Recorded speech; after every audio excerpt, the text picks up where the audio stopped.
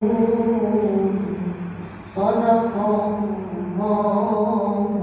Azim. Sadaqallahul Azim. Itu dia bacaan daripada surah Al-Baqarah.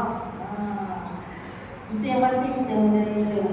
Okey, jadi kalau selalu ibu-ibu semua pernah dengar tilawah Al-Quran dekat antarabangsa dekat TV 1. Pernah tengok ke? Apa yang pernah tengok tu, itu bacaan taranum secara berjawab nama dia. Sebab bacaan taranum ni, bacaan berlagu tidak ada dua jenis. Kadang-kadang orang ingat bacaan taranum ni macam yang saya baca tu je. Tapi sebenarnya ada dua jenis. Yang pertama, yang macam saya baca tadi, nama dia mujawwad. Mujawwad. Satu lagi nama dia murattal. Murattal ni bacaan yang kita baca dalam tadarus tadi. Kita baca dalam Quran kan. Contoh macam Bismillahirrahmanirrahim. Alhamdulillahi rabbil alamin. Dia lebih cepat bacaan. Ada cepat. Kalau tadi saya bacakan lama kan.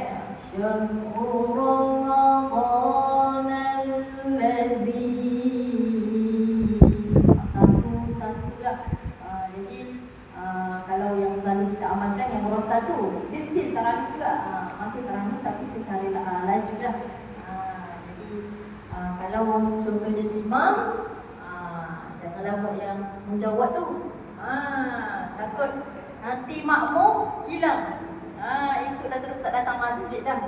Jadi kena tengok-tengok jugalah kan pada situasi. Kalau kita buat persembahan ke, kita baca yang lambat, yang mujawwad tu pun okey lah. Sebab orang dengar sahaja kan. Kalau kita jadi lead tadarus ataupun kita jadi imam, kita baca yang laju sikit lah. Supaya orang-orang yang lebih dulu pun larat dan nak solat tadi kan. Okay? Itu dia lah sedikit bacaan bertaranum.